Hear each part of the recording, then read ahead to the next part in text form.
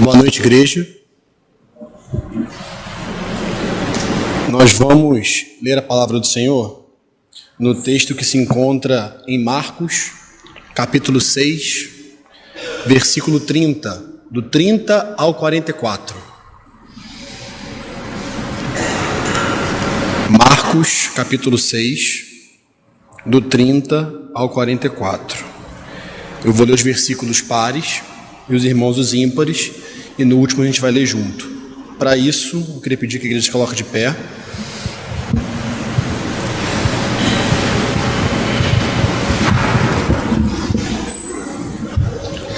A primeira é a multiplicação de pães e peixes. Voltaram os apóstolos à presença de Jesus e lhe relataram tudo quanto haviam feito e ensinado. E ele lhes disse: vinde repousar um pouco à parte, num lugar deserto, porque eles não tinham tempo nem para comer, visto serem numerosos os que iam e vinham. Então foram sós no barco para um lugar solitário. Muitos, porém, os viram partir e, reconhecendo-os, correram para lá, a pé, de todas as cidades, e chegaram antes deles. Ao desembarcar, viu Jesus uma grande multidão e compadeceu-se deles, porque eram como ovelhas que não têm pastor, e passou a ensinar-lhes muitas coisas. Em declinando a tarde, vieram os discípulos a Jesus e lhe disseram: é deserto este lugar, e já avançada a hora. Despede-os, para que, passando pelos campos ao redor e pelas aldeias, comprem para si o que comer. Porém ele lhes respondeu: dai-lhes vós mesmos de comer. Disseram: iremos comprar 200 denários de pão para lhes dar de comer? E ele lhes disse: quantos pães tendes? Ide ver. E, sabendo eles, responderam: 5 pães e 2 peixes. Então Jesus lhe ordenou que todos se assentassem em grupos sobre a relva verde. E o fizeram, repartindo-se em grupos de 100 em 100 e de 50 em 50. Tomando ele os 5 pães e os 2 peixes, erguendo os olhos ao céu, os abençoou, e partindo os pães, deu-os aos discípulos para que os distribuíssem, e por todos repartiu também os 2 peixes. Todos comeram e se fartaram. E ainda recolheram 12 cestos cheios de pedaços de pão e de peixe. Todos. Os que comeram dos pães eram 5.000 homens. Amém. Que o Senhor abençoe a leitura da sua palavra. A igreja pode se assentar.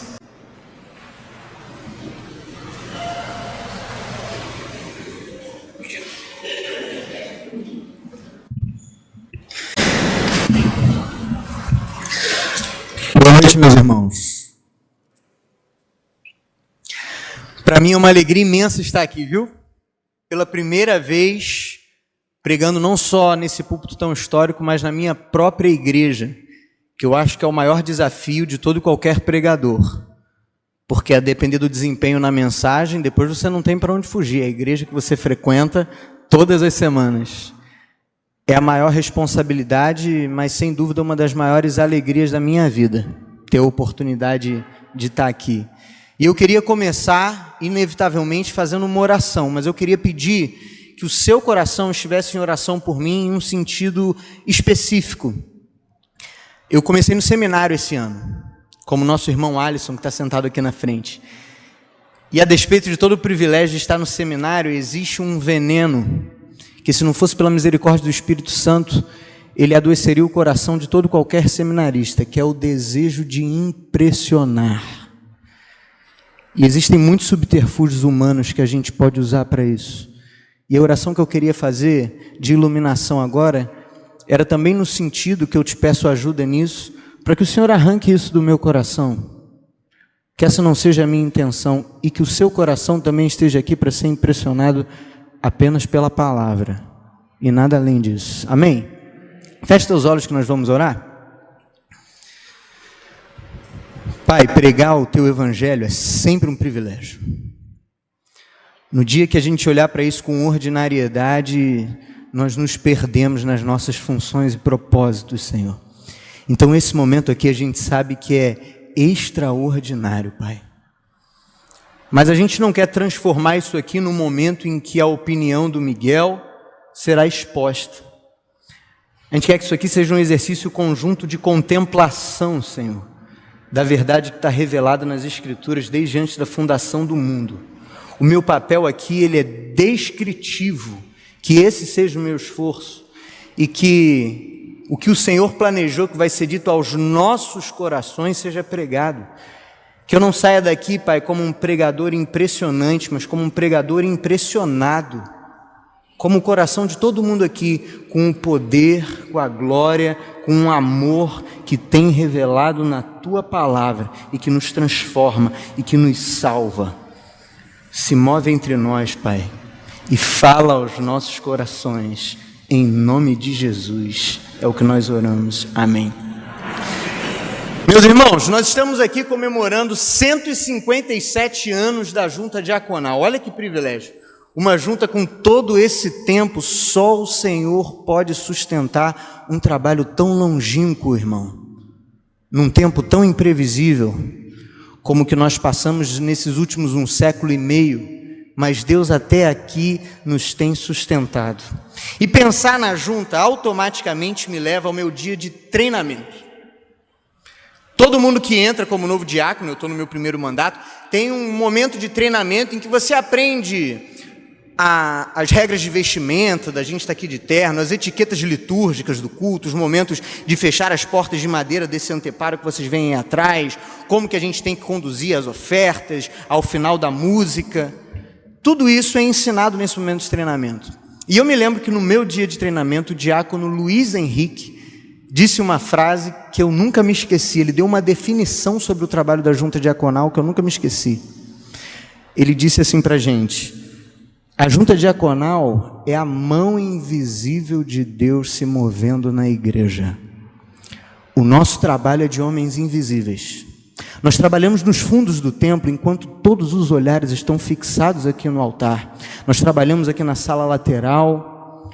Nós trabalhamos recebendo pedidos de ajuda de irmãos cujo nome é mantido anônimo até na reunião mensal da junta. Tudo é debaixo desse olhar invisível. Eu me lembro, quando ele me falou isso, a minha mente automaticamente foi levada ao meu primeiro dia como diácono mirim, como um bom filho da catedral. Eu já fui diácono mirim, são aquelas crianças que no culto das manhãs eles entram bem vestidos aqui pelo meio, no momento das ofertas. E sempre quem conduziu desde aquela época já era o diácono Marcelo Castro, que é o homem que vai como paparazzi dessas crianças ali, tirando várias fotos deles enquanto eles vêm trazer as ofertas aqui.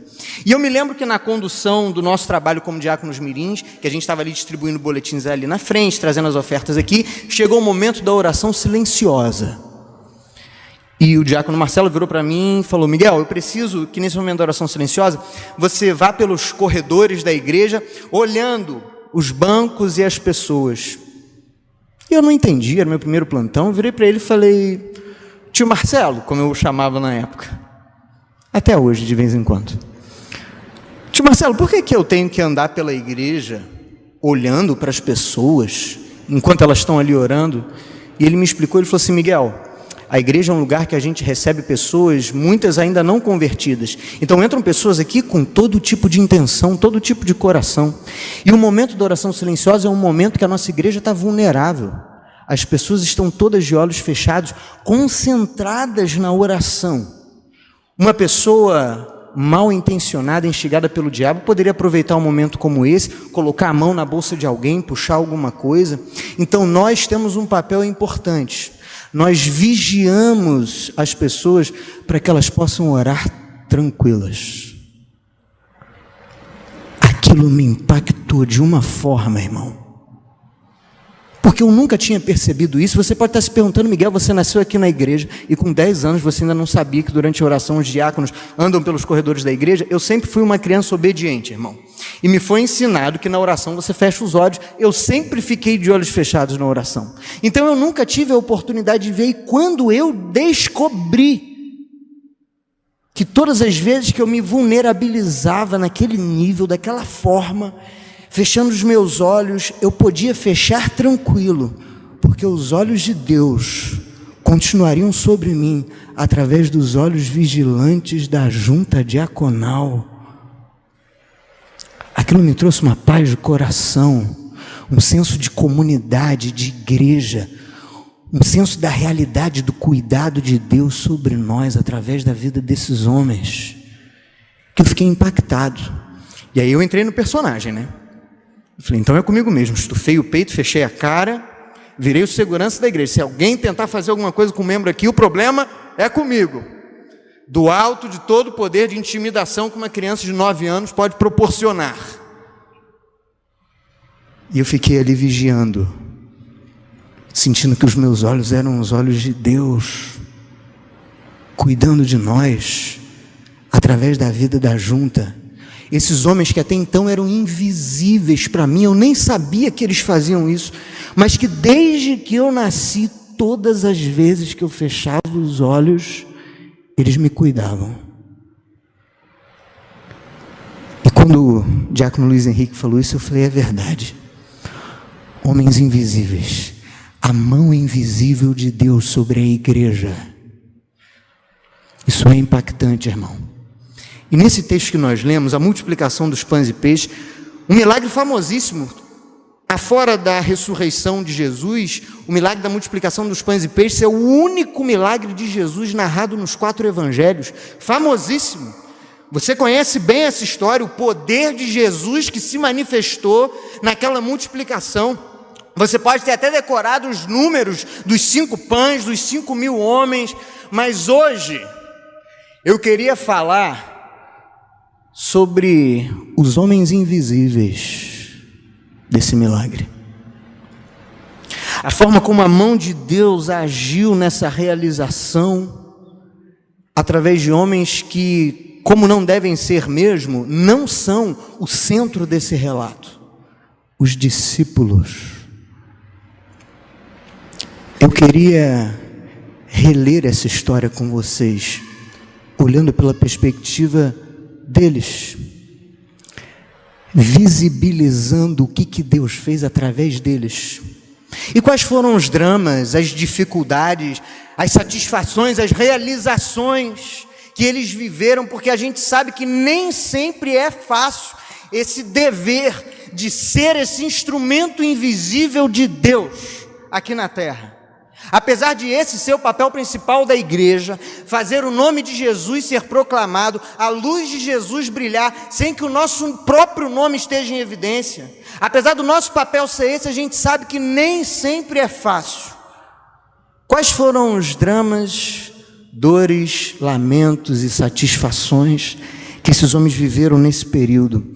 E como Deus tratou cada um desses dramas, para que eles, no final das contas, ainda estivessem ali como coparticipantes. Para a gente pensar, então, como que Deus faz com a gente hoje, não apenas na perspectiva da junta diaconal, mas de qualquer pessoa que entra nessa empreitada de fazer parte das fileiras dos poucos trabalhadores da seara do Senhor. Hoje vai ser uma noite de confissões desses dramas, e de como Deus trata eles no nosso coração. Por isso que o tema da mensagem de hoje é Confissões de um Diácono. O primeiro ponto que eu queria que você prestasse atenção aqui, ele está aqui no versículo 31. Leia esse versículo 31 junto comigo. E ele disse: vinde repousar um pouco à parte, num lugar deserto, porque eles não tinham tempo nem para comer. Podemos parar aí. Se nós tivéssemos aqui uma máquina do tempo, e eu te perguntasse, quem aqui deseja entrar nessa máquina do tempo, se transportar a esse período e participar desse milagre presencialmente. Essa máquina vai te jogar direto no barco em que Jesus e os discípulos estavam chegando naquela praia, e você vai poder ver com os seus próprios olhos humanos. Quem aqui não ia querer entrar nessa máquina? Eu sempre pensei isso, se eu tivesse o poder de viajar no tempo, eu ia querer viajar para o tempo que Jesus caminhou aqui, para eu poder ver com os meus olhos todos os milagres que ele fez. Imagina você lá, que privilégio. Você há de convir comigo que qualquer cristão no mundo considera esses discípulos um grupo de privilegiados por poder ter presenciado de perto esse milagre. Olha que alegria, olha que realização de vida. Se eu tivesse ali, eu seria um homem realizado. Mas eu queria que você olhasse para esse sentimento de realização e de alegria que tomaria o seu coração pensando se você estivesse ali, e relesse esse texto. Ali diz que esses homens vinham de um período em que eles não tinham tempo nem para comer. Saíram numa viagem missionária pelas cidades em duplas, atenderam a tantas pessoas que eles não tinham tempo para comer e dormir. Se tem uma coisa, meu irmão, que mexe com o nosso humor, é a fome.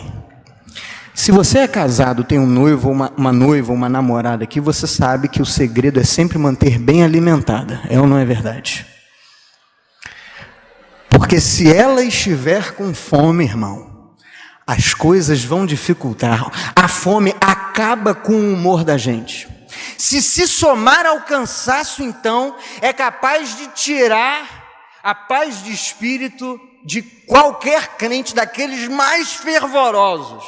Esses homens estavam aqui mortos de fome e de sono, e Jesus vira para eles e fala: vinde repousar um pouco num lugar à parte, eu sei que vocês estão cansados. Eles entram no barco pensando: graças a Deus, agora nós estamos indo para um local de descanso finalmente, depois de todos esses dias de tanto empenho pela obra do reino. E então o barco vai zarpando, chegando à praia onde eles apenas descansariam, e eles começam a ver de longe 5.000 homens, fora as mulheres e crianças, se juntando.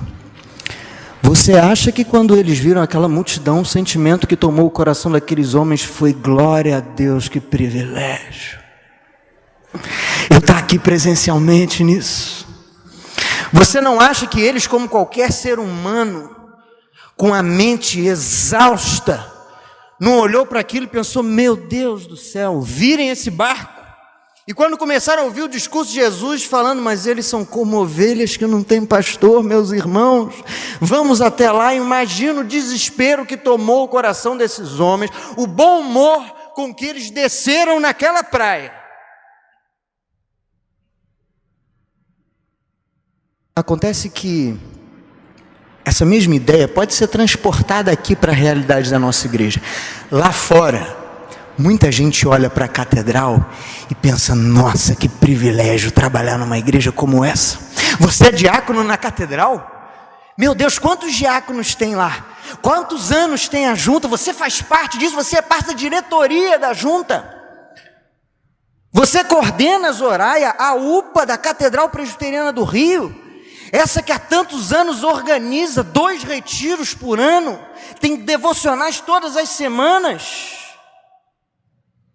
Malu, você preside ao MP da Catedral, que organiza a Conferência Freedom todo ano. Que privilégio! Luiz Alberto, Claudinho, vocês presidem o encontro de casais da Catedral, aquele famoso. Uau! Que privilégio! Eu queria ter a oportunidade de estar lá, numa igreja como essa. Mas a gente que está aqui, vivendo as dificuldades do dia a dia, muitas vezes vencidos pela exaustão física, nem sempre esse é o nosso coração. E as pessoas veem o resultado milagroso. Os retiros, os encontros de casais que voltam com famílias convertidas aos pés de Deus, assim como o acampamento da UPA, assim como na Conferência Freedom, assim como em cada trabalho da junta, que a gente pode abastecer tantas famílias, cuidar de tanta gente, abençoar tantos projetos, e as pessoas olham esses resultados E pensam, que bênção, como olharam para aqueles 5.000 homens alimentados, mas talvez no coração daqueles homens invisíveis, o que tivesse tomado ali fosse a exaustão.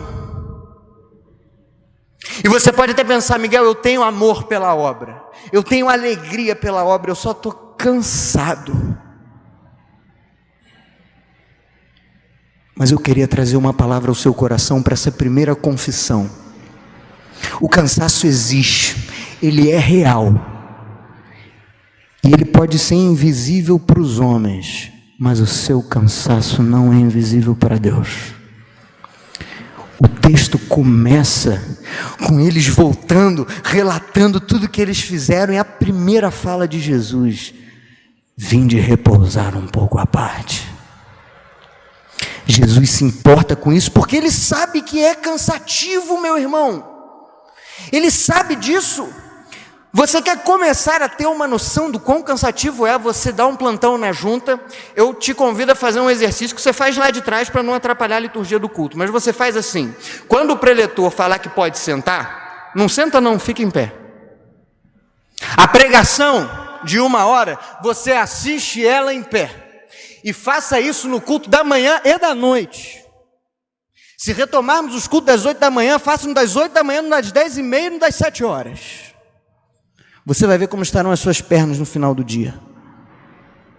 Só para começar, irmão. Quem aqui já foi a um acampamento da UPA, da UMP, da UCP, sabe que geralmente na última noite, naquela última madrugada de sábado, chega um ponto que parece que Deus foi lá e tirou o fôlego de vida que Ele havia posto em você, e você deixou de ser alma vivente. Você só está ali existindo. O cansaço é real, faz parte. Pergunta para o pessoal da cozinha, que trabalhou hoje lá no almoço, que se você entrasse na cozinha, quando as sobremesas terminaram de ser servidas, você ia ver que eles só estavam ali corporalmente, a alma já estava no terceiro céu, usufruindo da presença do Senhor. O cansaço é real. A gente não pode fingir que ele não existe. Jesus não finge que ele não existe. Ele se importa, e na hora necessária Ele nos dá força para continuar, porque o nosso cansaço, as nossas limitações até físicas, psicológicas, elas não são impedimentos para Jesus nos usar na realização desses milagres. Ele tem poder, porque aqueles homens que com certeza desceram daquele barco mal-humorados, terminaram ajudando em cada passo daquele milagre, fazendo parte de tudo, distribuindo os pães, recolhendo os cestos. Uma pessoa que estava tanto tempo sem comer, como ele faria tudo isso? O próprio Jesus que os levou para repousar os sustentou. E eles puderam viver esse privilégio, porque é um privilégio. E aí eu te garanto que você vivendo esse privilégio, pergunta para o Luiz Alberto e para a Claudinha, se apesar de todo o cansaço, já houve algum encontro que eles se arrependeram de fazer? Pergunta para a Zoraia, para a Leninha, se já houve um acampamento de UPA, apesar de todo o cansaço, choro, dor, se teve algum acampamento que elas se arrependeram de fazer. Jesus nos sustenta de tal forma e realiza o milagre de tal maneira que a gente olha para trás e pensa: eu faria tudo outra vez. Se a sua primeira confissão como um trabalhador do reino é que você está cansado, saiba que Jesus sabe, se importa e na hora certa te dá força. O seu cansaço não é invisível ao Senhor. Mas em segundo lugar, eu queria que você prestasse atenção num outro versículo aqui. E aí nós já vamos para o versículo 38. Quando Jesus vira para eles e fala: quantos pães tendes? Ide ver. E a palavra diz que eles já sabiam. Você há de convir comigo que Jesus, como a personificação do próprio Deus aqui na terra, sabia que eles já sabiam, e ainda assim Ele mandou contar de novo. Por quê? Não parece um trabalho inútil? Depois Ele manda que se dividam as pessoas em grupos. Eu fico imaginando a mente e o coração desses discípulos, desses homens invisíveis. Vamos olhar para essa ordem da perspectiva dos homens invisíveis. Eles foram a Jesus falando: Senhor, infelizmente, com o tempo passando, nós vamos ter que despedir essa multidão e finalmente descansar. Encontraram esse álibi.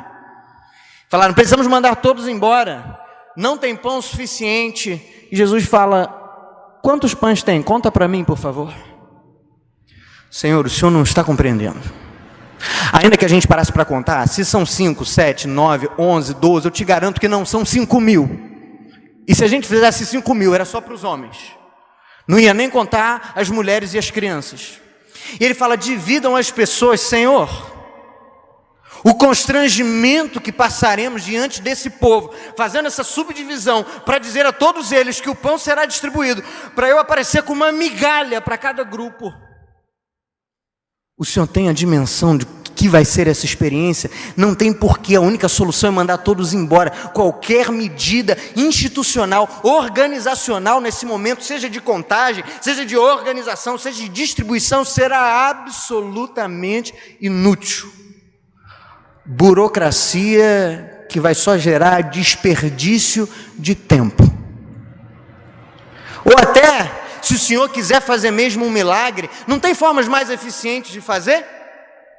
O Senhor no deserto fazia chover o pão do céu. Para que dividir em grupos, ser eu a distribuir? Se você acha que o seu almoço pode ser demorado um pouco a chegar, porque a gente estava distribuindo para uma mesa por vez, imagina se você fosse os 5.000 a receber o pão. Faça chover pão, Senhor, sobre todos. Para que eu preciso estar envolvido nessa realização? E todos comerão ao mesmo tempo? Não é mais prático, rápido, célere, eficiente? Mas Jesus faz questão que sejam eles a distribuir em grupos de 100 e de 50. Mas eu queria que você refletisse sobre como deve ter sido a realização prática dessas ordens de Jesus pelas mãos desses homens invisíveis. Quando Jesus faz essa pergunta, mesmo sabendo que eles já haviam contado no canto, Jesus os obriga a declarar publicamente o número exato de pães. E seja lá quem fossem as testemunhas oculares que se responsabilizavam pelas anotações dos feitos de Jesus, guardaram essa informação para que elas se mantivessem registradas 2.000 anos depois. E por que isso era importante? Porque se esse texto contasse para nós que Jesus se reuniu numa multidão e que havia poucos pães e muitos homens, mas que todos comeram, qual seria inevitavelmente a linha de raciocínio da nossa mente hoje? Não eram tão poucos pães assim. Distribuiu direitinho, todo mundo se alimentou.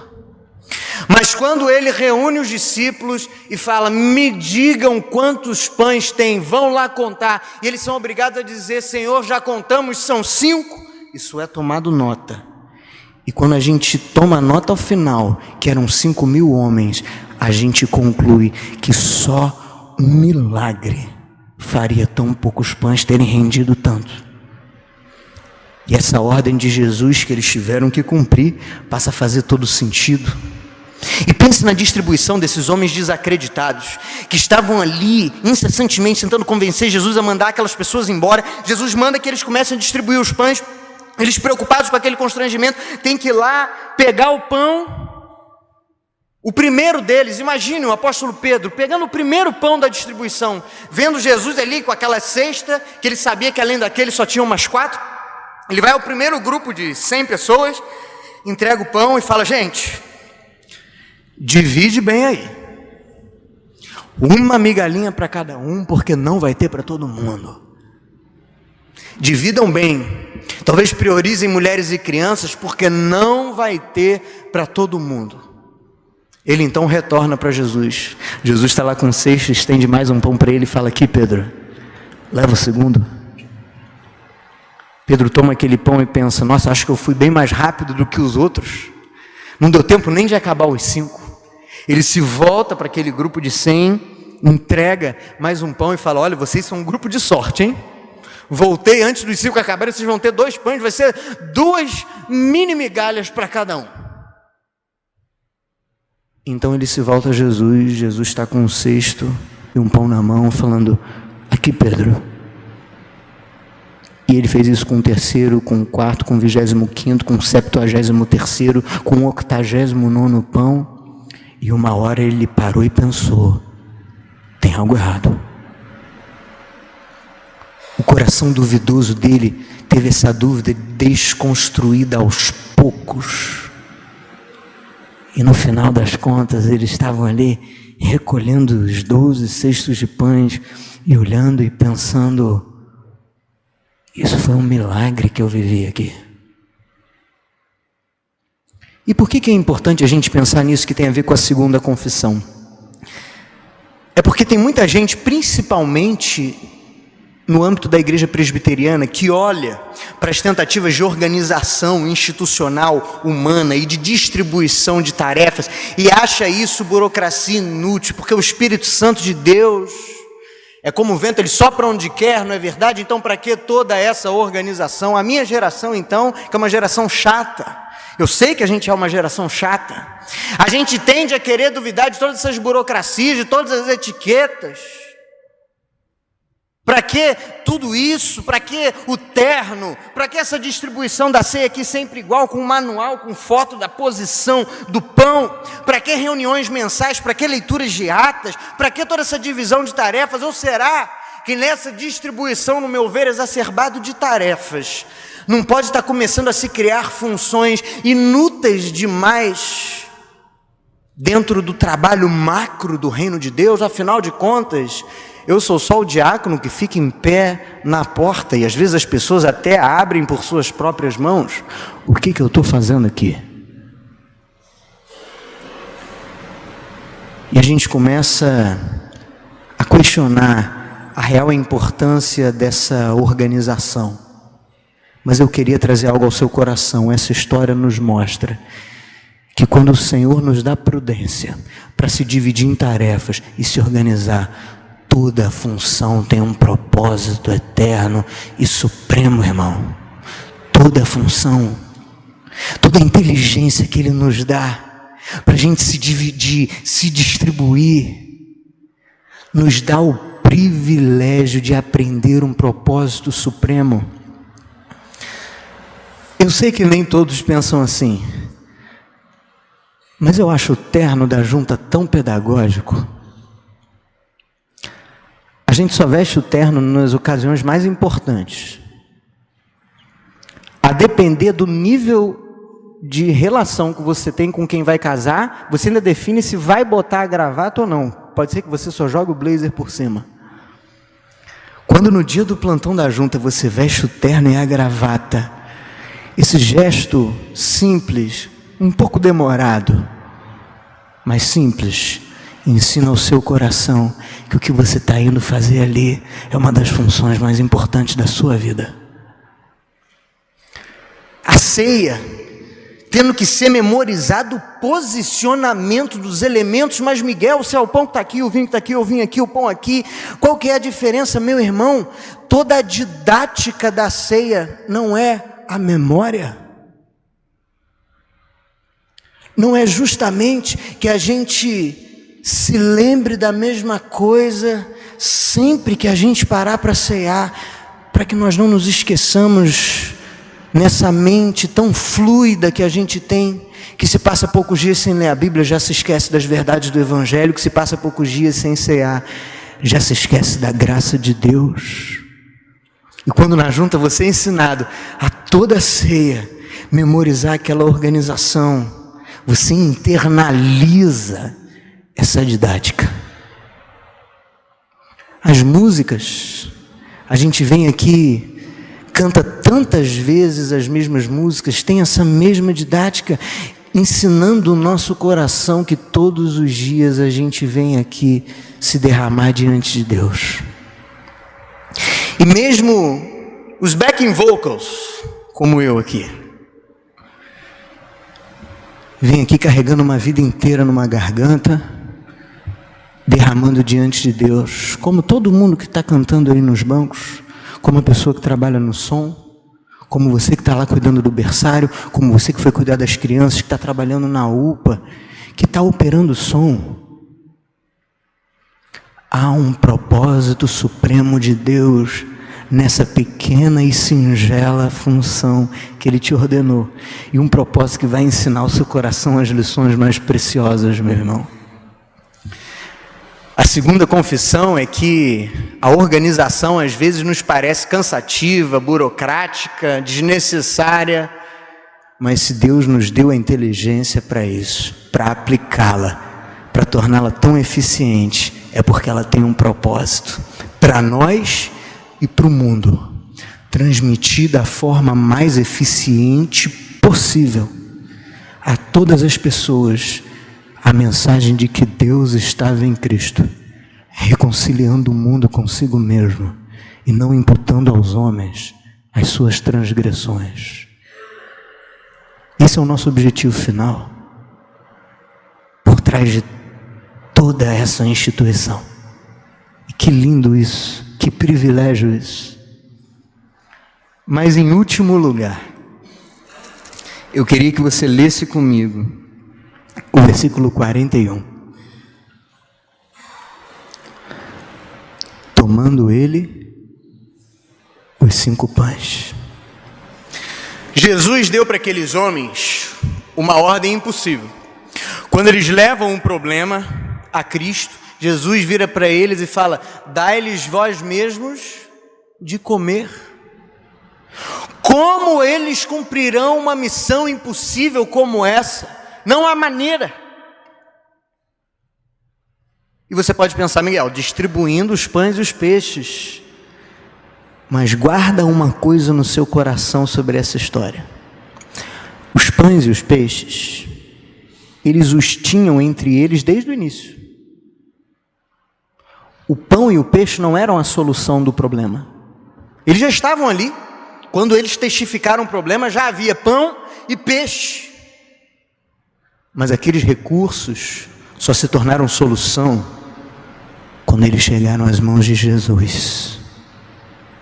Quando eles foram entregues nas mãos de Jesus. E por que esse último ponto é tão relevante? É porque, como terceira e última confissão, eu queria dizer que, por vezes, a gente consegue sim vencer o cansaço, se empoderar pelo poder do Espírito Santo e permanecer aqui trabalhando apesar de toda a exaustão. Por vezes a gente consegue sim crer na eficiência de uma organização e entrega uma logística litúrgica perfeita. Mas se tudo isso não for entregue nas mãos de Jesus, meu irmão, não vai ter pão para todo mundo. Se a gente não depositar o nosso trabalho nas mãos de Jesus, não será suficiente todo o nosso esforço de força física e de organização institucional, será inútil, porque só nas mãos de Jesus é que existe o poder para alimentar a todos quantos entrem por essa porta aqui e fazer sobejar, a ponto da gente conseguir recolher cestos cheios para dar a quantos mais aparecerem. E você sabe que eu não falo aqui só sobre recursos financeiros, irmão. Eu falo sobre o alimento espiritual.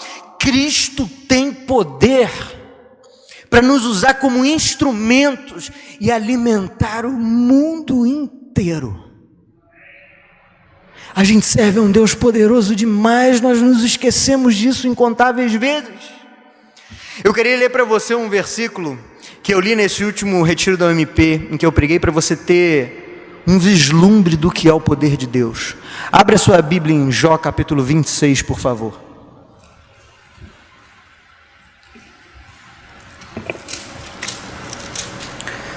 Jó capítulo 26.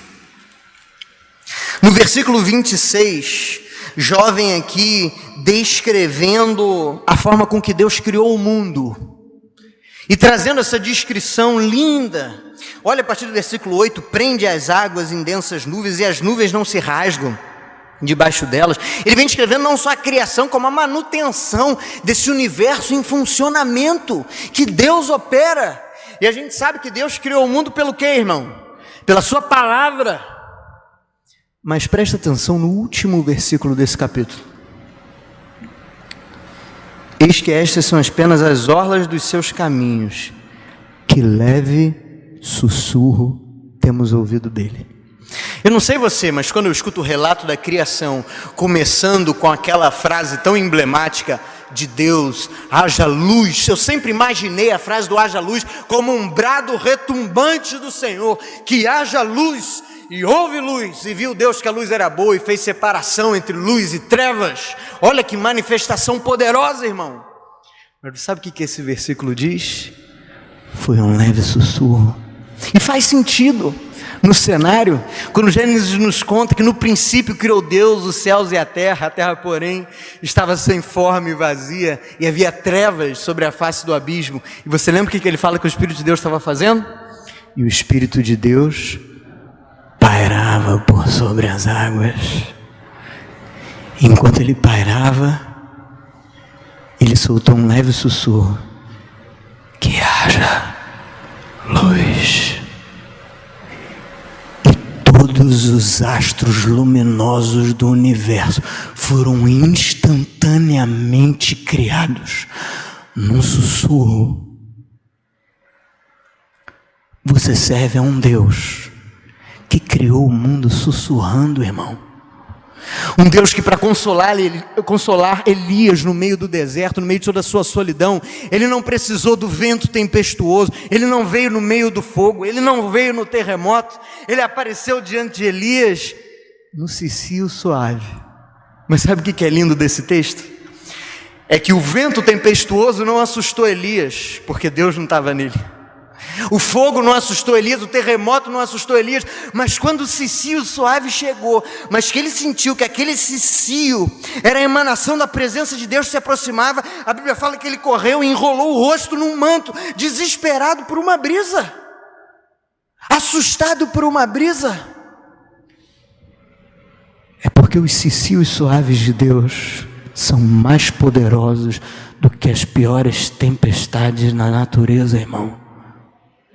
Esse é o poder do nosso Deus, o Deus que, para transformar um coração, ele não precisa dar um brado de conversão, ele só precisa dar um gemido inexprimível e salvar a alma de alguém. Por esse relance de poder. Esse é o poder do Jesus a quem a gente prega. Esse é o poder do Jesus nas mãos de quem nós depositamos o nosso trabalho, a nossa confiança, o nosso cansaço, a quem nós entregamos a nossa organização. E é nas mãos dele que o pão se multiplica. Mas Miguel, filosoficamente esse discurso ficou tão bonito, mas como é que é essa entrega na prática? O que eu preciso fazer? Eu estar aqui realizando essas atividades dentro de um templo, já não é estar entregando esse trabalho nas mãos de Jesus? A entrega nas mãos de Jesus passa por duas funções primordiais: santidade e oração. Quando você resolve se empenhar nessa organização e nesse esforço físico que você vai fazer com santidade, sem abrir mão dos valores da palavra de Deus, isso é entregar nas mãos de Jesus. Quando você ora e fala: Senhor, nós entregamos este culto, essa junta diaconal, esta igreja nas tuas mãos, isso é depositar nas mãos dele. E aprenda uma coisa para a sua vida, porque você pode estar pensando: Miguel, mas Deus não depende desses atos para agir, o poder dele é soberano, e é verdade, mas guarde uma coisa no seu coração para a sua vida: a gente serve a um Deus extremamente pedagógico. Ele não depende de uma oração nossa para curar alguém, tem poder de curar a qualquer tempo, mas ele pedagogicamente aguarda o momento em que o nosso coração é inclinado por ele mesmo a orar da forma como convém. E quando a gente ora, ele então estende o sussurro do seu poder e cura, para que a nossa mente tão enxuta, tão pequena, tão imediatista, associe aquela cura a oração que acabou de ser feita. Então seu coração é estimulado a orar cada vez mais. Ele aguarda o nosso coração ser inclinado a esses atos intencionais de entrega nas mãos dele para fazer o pão se multiplicar. Ele podia ter feito chover dos céus. Ele podia ter feito com que a cesta na mão do menino já começasse a multiplicar. Mas ele aguardou o momento que foi depositado nas mãos dele.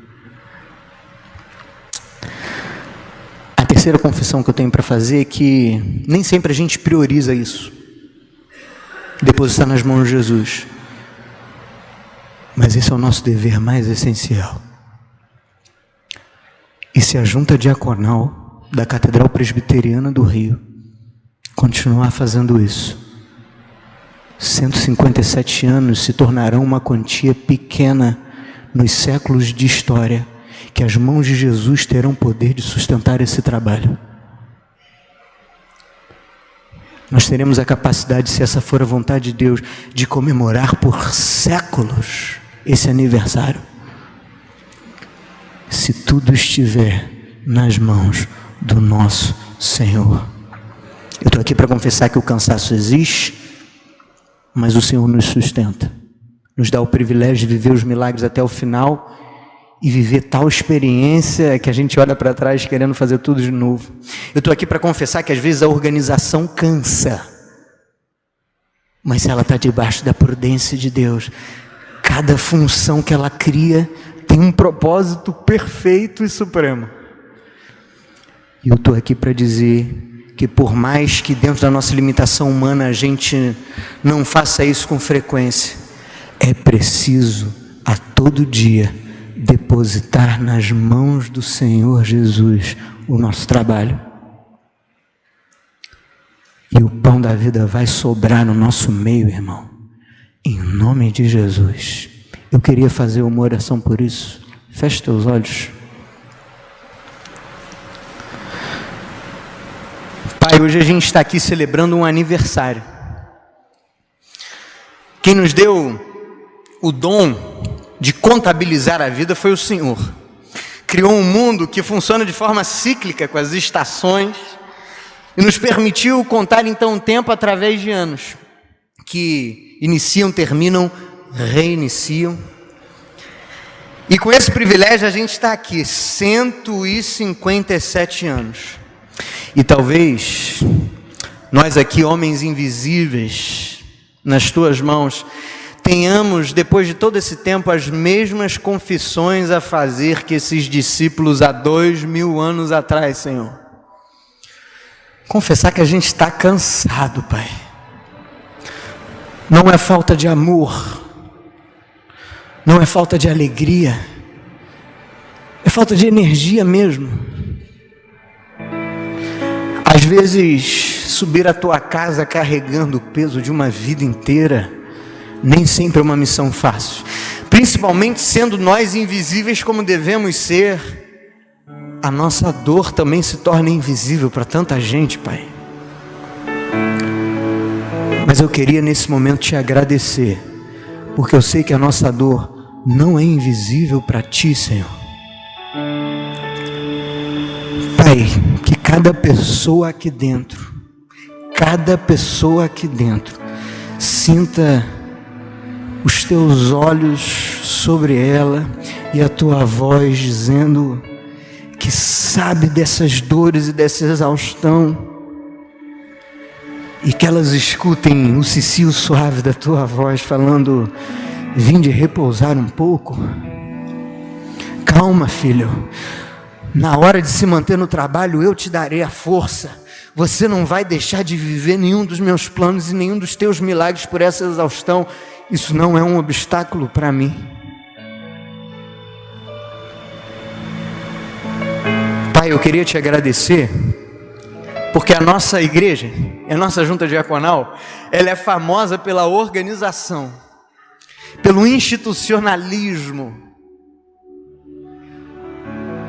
E o Senhor sabe que o nosso coração, dotado da frieza tão comum no mundo, tão pecaminoso. A gente olha para essa organização e pensa, isso é só burocracia, invenção de homens.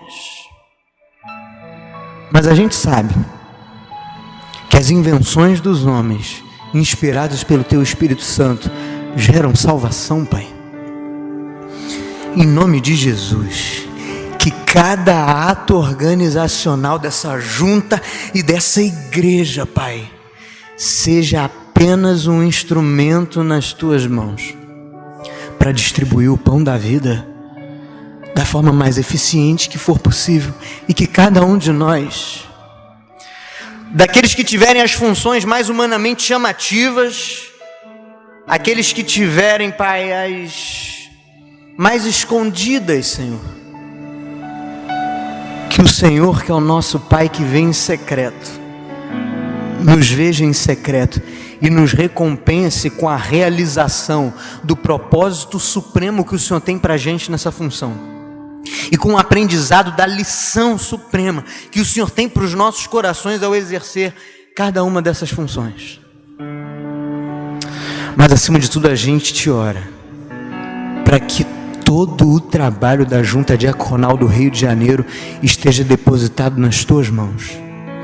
Nós publicamente declaramos que queremos entregar nas Tuas mãos o nosso labor, o nosso trabalho, porque a gente não quer uma liturgia perfeita sem amor no coração para dar.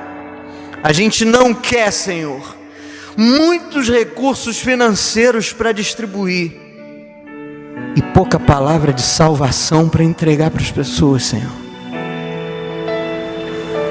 A gente não quer ter para entregar rolos de glória humana, de poder institucional, e não ter para entregar a simplicidade do Evangelho.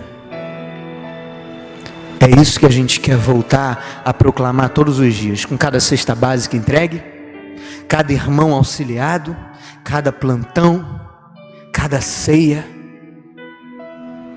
cada trabalho nas mais diversas sociedades internas e projetos e congregação que a nossa igreja tem, Pai.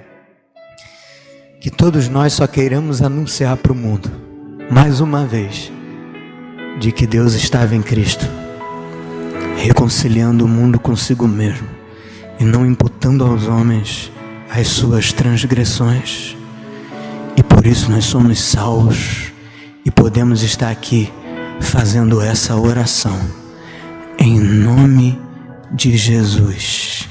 Amém e amém. Deus abençoe, meus irmãos.